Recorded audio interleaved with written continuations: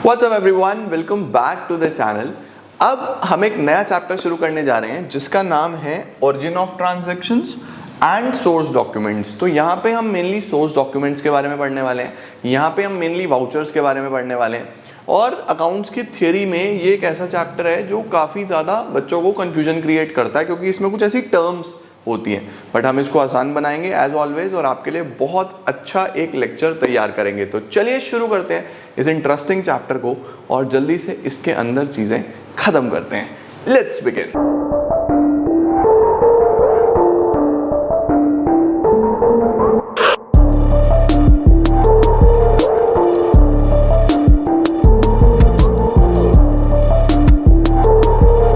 तो शुरुआत करेंगे हम सबसे पहले कि what are actually source document. Source documents क्या होते हैं?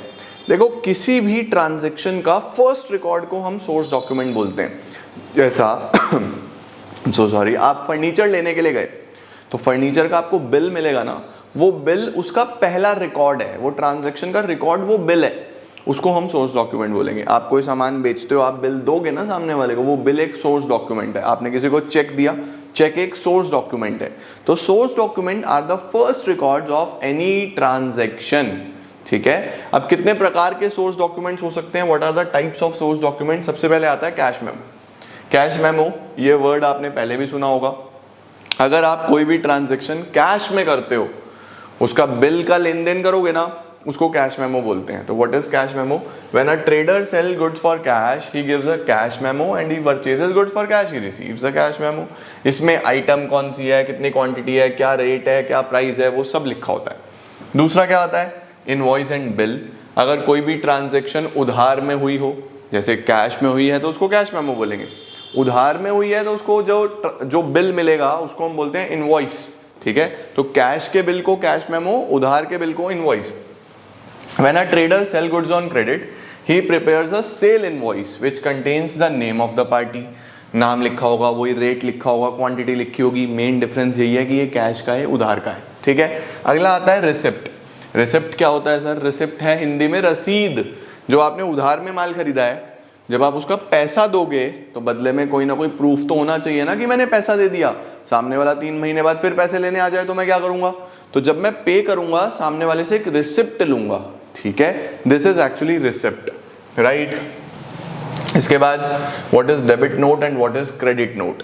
तो डेबिट नोट क्या होता है? डेबिट नोट होता है कि अगर आपने कोई परचेज रिटर्न करा है, आपने कोई सामान खरीदा था, वो आपने वापस करा, तो उस सिनेरियो में जो डॉक्यूमेंट बनता है उसको हम डेबिट नोट बोलते हैं। सर डेबिट नोट ही क्यों बोलते हैं? क्योंकि देखो, जब आप कुछ सामान वापस करते हो तो जिसको आप वापस करते हो, जो पर्टिकुलर रिसीवर है, उसको हम डेबिट करते हैं। दैट इज वाई उसको हम डेबिट नोट बोलते हैं। तो क्या लिखा हुआ है? When we return goods to supplier, we prepare a debit note and send it to the supplier with the return goods. It is a source document which contains the date of transaction, name of account which is debited and the reasons for debit. ठीक है, credit note sales return के लिए चलता है, जैसे purchase return के लिए debit note, sales return के लिए credit note. When goods are received back from a customer, a credit note is sent to him indicating that customer's account has been credited. ठीक है, पेइन स्लिप भी एक source document है। Sir pay-in slip क्या होता है? जब आप बैंक में पैसा डिपॉजिट करते हो तो एक फॉर्म मिलता है ना, जिसका 75% पोर्शन वो अपने पास रख लेते हैं और 25% बचा हुआ स्टैंप लगा के आपको दे देते हैं। तो उस फॉर्म को पैसा जमा करने का फॉर्म मत बोलो, उसको बोलो पेइन स्लिप। ठीक है, आप जब बैंक में पैसा डिपॉजिट करने जाओगे तो उसको पेइन स्लिप बोलना। इसके बाद चेक। चेक आप सब जानते हो, जब भी आप बैंक से पेमेंट करना चाहते हो तो एक चेक आप दे सकते हो जिसको भी आपने पेमेंट करना है। वो चेक क्या है? एक ऑर्डर है बैंक को कि मेरे अकाउंट में से इतना पैसा दे दो। ठीक है, उसको हम चेक बोलते हैं। उसके बाद क्या होता है? अब आता है हमारे पास वाउचर। क्या है वाउचर? मैंने आपको अभी बताया, सोर्स डॉक्यूमेंट किसी भी चीज का पहला रिकॉर्ड होते हैं। सोर्स डॉक्यूमेंट के बेसिस पे हम वाउचर बनाते हैं। वाउचर एक वो डॉक्यूमेंट है जिसमें लिखा होता है कि कौन सा अकाउंट डेबिट होगा और कौन सा अकाउंट क्रेडिट होगा। वाउचर का काम रिकॉर्ड करना नहीं होता, रिकॉर्ड तो आपने सोर्स डॉक्यूमेंट में करा। वाउचर का काम ये स्पेसिफाई करना है कि कौन सा अकाउंट डेबिट होने वाला है और कौन सा अकाउंट क्रेडिट होने वाला है। समझ गए? तो vouchers are printed separately by all the firms in their own names A separate voucher is prepared for each transaction and it specifies the accounts to be debited and credited. दोनों में difference देखो, ये support है voucher को क्योंकि voucher इसी की मदद से बनता है, और vouchers are supported by source document. बहुत बढ़िया, तूने खाना खा लिया, खाना तूने खा लिया, एक ही बात है, तूने खाना खा लिया, खाना तूने खा लिया, वैसे लिखा हुआ है। It is not prepared to record transactions. It is prepared for the purpose of recording of transactions. Source document journal बनाने के लिए नहीं है भाई, ऑब्वियस सी बात है, ये सिर्फ फर्स्ट रिकॉर्ड है ट्रांजैक्शन का, ये कोई बुक्स में मदद नहीं करेगा, लेकिन ये मदद करेगा क्योंकि यहाँ पे डेबिट और क्रेडिट स्पेसिफाई करे जाते हैं। इट कंटेन्स फुल डिटेल्स, ये फुल डिटेल्स देता है ट्रांजैक्शन की, ये सिर्फ क्या बोलता है, क्या डेबिट और क्या क्रेडिट। ये एविडेंस है और ये एक डॉक्यूमेंट है मेन रिकॉर्डिंग का, ठीक है।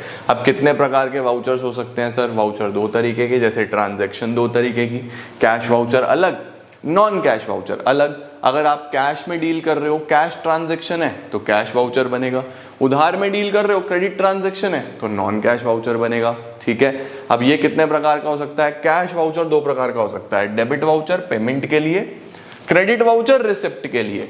मतलब कि अगर आप कैश में कोई ट्रांजैक्शन कर रहे हो तो या पैसा लोगे या पैसा दोगे, इन केस पेमेंट कर रहे हो तो लास्ट वाला रूल क्या है? डेबिट ऑल एक्सपेंसेस, खर्चे सब डेबिट होते हैं ना, तो वाउचर बनेगा डेबिट वाउचर पेमेंट के लिए, और इनकम्स के लिए क्रेडिट वाउचर, ठीक है। कैश वाउचर क्या है? These are prepared for cash transactions, that is cash receipts and cash payments. दो तरीके का होगा, डेबिट क्रेडिट। डेबिट कौन सा होगा? जो कैश पेमेंट रिकॉर्ड करेगा। पेमेंट कौन कौन सी हो सकती हैं? ये सारी हो सकती हैं। इसके अंदर क्या क्या आता है? Date of voucher, serial number, name, amount, ठीक है। ऐसे ही क्रेडिट वाउचर कौन सा होता है? रिसिप्ट्स के लिए, cash receipt of goods, sale of goods, cash sales of investments, इनके लिए। इसमें भी वही same, date, serial number, name, ठीक है। ट्रांसफर वाउचर्स और नॉन कैश कौन से होते हैं? जो बेसिकली उधार के लिए बनते हैं, जिसमें कैश का लेन देन है ही नहीं, उसके लिए नॉन कैश वाउचर्स बनते हैं। Credit purchase, credit sale, credit purchase of fixed assets, credit sale of fixed assets, इनके लिए, ठीक है। कंटेंट इसके भी सेम, वही डेट, सीरियल नंबर वगैरह सब। लास्ट आता है गाइस हमारे पास कंपाउंड वाउचर। कंपाउंड वाउचर कौन सा होता है? कंपाउंड वाउचर में मल्टीपल डेबिट्स सिंगल क्रेडिट या मल्टीपल क्रेडिट सिंगल डेबिट हो सकता है। जैसा फॉर एग्जांपल मैंने दो लोगों से माल खरीदा, राम और श्याम, तो एंट्री होगी purchases debit to Ram to Shyam, दो क्रेडिट हो गए ना, और एक ही डेबिट हुआ परचेजेस, तो इसमें कंपाउंड वाउचर बनेगा कि एक डेबिट और मल्टीपल क्रेडिट। सिमिलरली मैंने तीन लोगों को माल बेचा, एक्स वाई जेड, एंट्री होगी X debit, Y debit, Z debit, to sales, तीन डेबिट हो गए, एक ही क्रेडिट हुआ, इसको भी हम कंपाउंड वाउचर बोलेंगे। तो कंपाउंड वाउचर क्या है? Document showing a transaction that contain multiple debits and one credit और multiple credits and one debit, इसको हम कंपाउंड वाउचर बोलते हैं। ये भी दो प्रकार का हो सकता है, डेबिट वाउचर जिसमें मल्टीपल डेबिट्स एक क्रेडिट होगा, और क्रेडिट वाउचर जिसमें मल्टीपल क्रेडिट्स एक डेबिट होगा, ठीक है। तो इसको हम कंपाउंड वाउचर बोलते हैं, और इसी के साथ हमारा वाउचर सोर्स डॉक्यूमेंट्स भी हो जाता है कंप्लीट। मुझे पूरी उम्मीद है आपको ये चैप्टर भी समझ आया होगा। इसके बाद हम एक और नए चैप्टर पे चलेंगे, तब तक आप अच्छे से प्रिपेयर करो। I am gonna see you all super soon, till then keep growing and keep glowing.